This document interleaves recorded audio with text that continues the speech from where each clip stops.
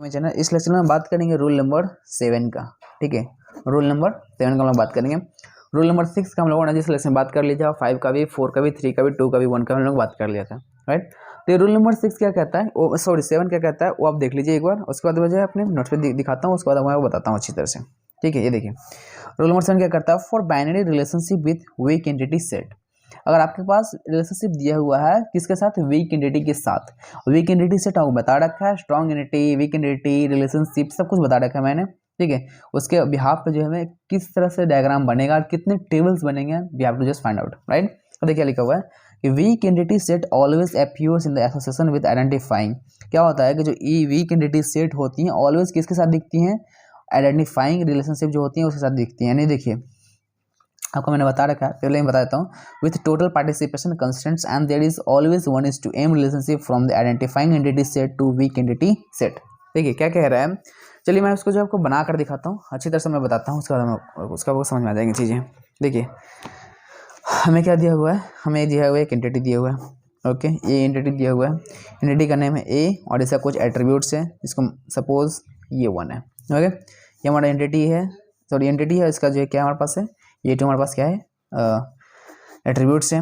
ये जो एक आर से जो है ज्वाइंड है, राइट। अब मैं आपको बताता हूँ, थोड़ी बहुत कुछ बताऊंगा आपको इसमें, इसे आपको चीज़ें जानने वाली चीज़ें हैं, ठीक है। अब देखिए यहाँ पे बी हमारे पास क्या है, एक वीक एंटिटी सेट है, और वीक एंटिटी सेट हमेशा आइडेंटिफाइंग रिलेशन लेता है। आइडेंटिफाइंग रिलेशन क्या होता है, ये देखिए इस तरह से आइडेंटिफाइंग रिलेशन को कहते हैं, ठीक है। और आइडेंटिफाई रिलेशन और वीक एंटिटी के बीच में हमेशा क्या होता है, टोटल पार्टिसिपेशन का होता है ना। तो ये देखिए आपको मैंने बता दिया ना, ये देखिए आप जो अभी मैं देख रहे थे, आप ये बता दिया मैंने, ठीक है। अब यहाँ पर क्या कह रहा है कि कार्डिनलिटी क्या रहती है, हमेशा 1:n होती है, यानी 1:n या 1:m कितना क्या होती है, 1:m का होती हैं, या तो an का दोनों लिख सकते हो, कोई दिक्कत नहीं है, ठीक है। यानी 1:many का होती हैं। तो अगर, और ये क्या हमारे पास जो b का है, यहाँ पर b1 एज अ प्राइमरी की है और b2 क्या हमारे पास है, नॉर्मल एट्रीब्यूट्स हैं, ठीक। अगर आपको इस तरह से अगर हमें क्या दिया हुआ है, ईयर डायग्राम दिया हुआ है, यानी इस तरह से आपको जो है ईयर डायग्राम दिया हुआ है, तो कितने टेबल बनेंगे, बिल्कुल आपको कुछ नहीं सोचना है, बिल्कुल अगर इस तरह से आपके पास आता है तो सिंपली आप बता दो कि 2 टेबल्स बनेंगे। कितने टेबल्स बनेंगे, 2 टेबल्स बनेंगे। किसके किसके, आपको ये क्या हमारा पार्टिसिपेशन का होता है, टोटल पार्टिसिपेशन का, राइट। तो ये जो है डायरेक्टली यहाँ से ऐसे करो आप, सिंपल, कुछ नहीं करना, यानी जो इधर जो वीक है इधर भी वीक है और यहाँ पर टोटल पार्टिसिपेशन है, तो दोनों को जो ज्वाइन कर देना, एक बना देना है और इसको एक बना देना है। तो चलिए फर्स्ट मैं बना देता हूँ ए को, तो इससे कितने हो जाएंगे, A1 प्राइमरी की, A2 आप इधर प्राइमरी की P लिख लीजिएगा। सेकंड क्या बनेंगे, यहाँ पे RB बना लीजिए,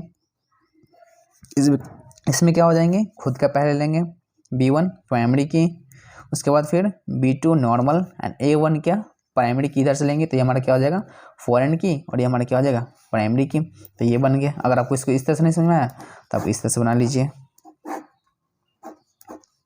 इसका क्या नाम है, एक और टेबल बनाना पड़ेगा, हमें 2 टेबल ना, एक इसका मैं बना रहा हूँ, यानी इसका बना रहा हूँ, इसका ए हमारा नाम हो गया, ठीक है।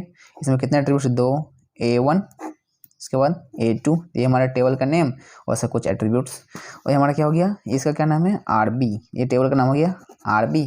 इसमें कितने एट्रीब्यूट्स हैं, B1 एज अ प्राइमरी की, B2, ठीक है, and B1 as a foreign key, right. ये हमारा हो गया। तो इस तरह से हमारे पास कामें होती हैं, राइट। तो ये हमारा था हमारा case number sorry rule number 7, और रूल नंबर 7 में इस तरह से था, ठीक है। तो आपका जो रूल नंबर 7 खत्म होता है, आप लिख लीजिएगा। आपको ये चीज़ आनी चाहिए क्योंकि हम लोग न्यूमेरिकल्स आगे करेंगे तो कुछ चीज़ समझ में आनी चाहिए, ठीक है। Thank you so much watching this video.